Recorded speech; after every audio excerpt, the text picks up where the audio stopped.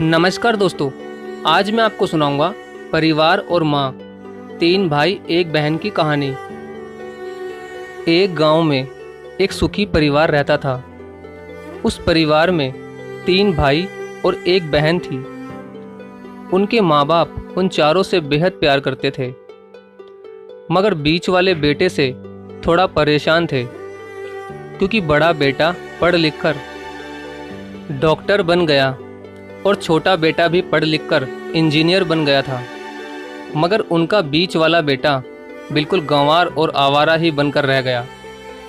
अब उनके दो बेटे डॉक्टर और इंजीनियर ने शादी भी कर ली थी और कुछ महीनों के बाद ही उनकी बेटी की भी एक अच्छे घराने में शादी हो गई थी।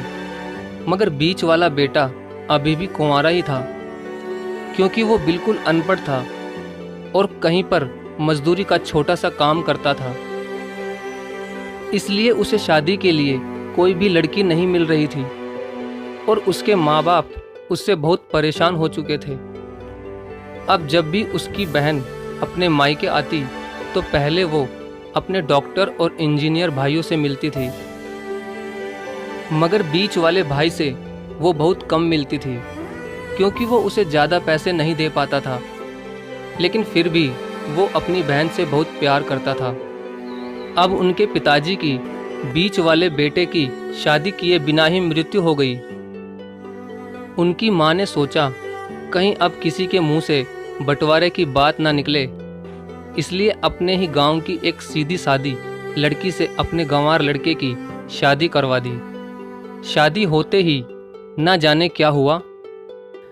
अब उसका अनपढ़ बेटा पूरा मन लगाकर काम करने लगा और पहले से कहीं ज़्यादा मेहनत भी करने लगा। अब तो उसे कोई भी दोस्त बुलाने आता तो वो उसे यही कहता था कि भाई, पहले तो मैं जैसे तैसे अकेला कमाकर खा लेता था, मगर अब मेरी शादी हो गई तो मुझे अपनी पत्नी के लिए भी कमाना पड़ता है और कल को आने वाले बच्चों के लिए भी तो कुछ जोड़ना ही पड़ेगा। इसलिए दोस्त, अब मैं तेरे साथ नहीं घूम सकता। ये कहकर उसका गंवार लड़का सीधा अपने काम पर निकल जाता है। अब उसके दोनों भाई डॉक्टर और इंजीनियर आपस में ये बात करते हैं कि हम दोनों तो उस गंवार से कहीं ज़्यादा पैसे कमाते हैं, इसलिए हम सब घर और ज़मीन का बंटवारा कर लेते हैं और उस गंवार से अलग हो जाते हैं, क्योंकि अब वो हमारे बराबर कभी भी नहीं कमा सकता।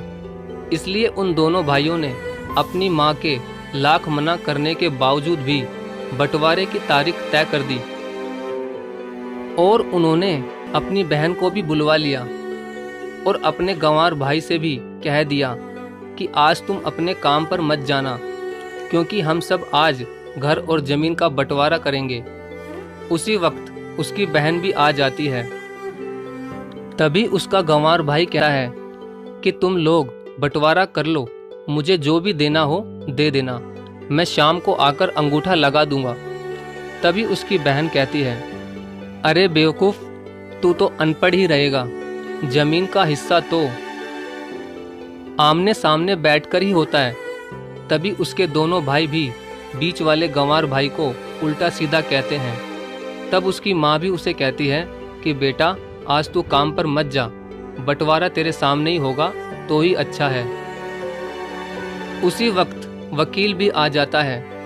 तभी वकील कहता है कि आपका सारा हिस्सा मिलाकर 10 बीघा ज़मीन है और आपका घर है।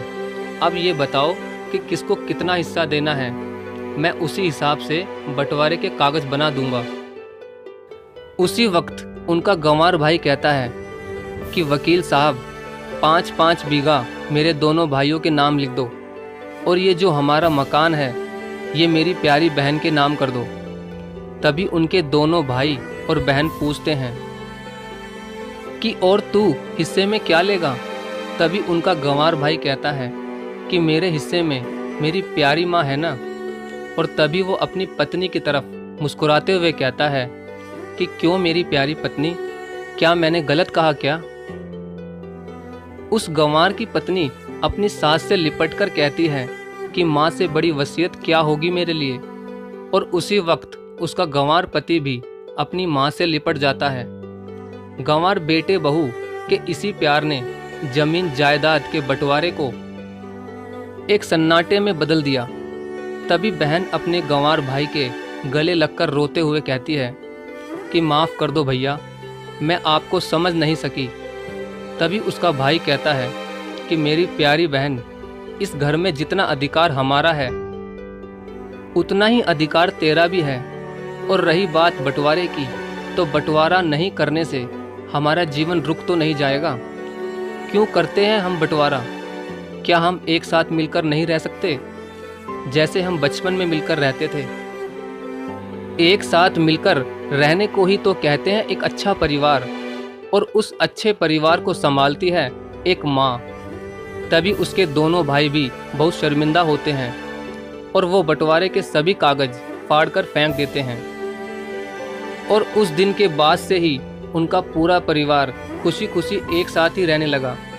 तो दोस्तों, ये थी परिवार और माँ की एक सच्ची कहानी। अगर आपको वीडियो अच्छी लगी हो तो प्लीज़ वीडियो को लाइक और शेयर ज़रूर करें। धन्यवाद।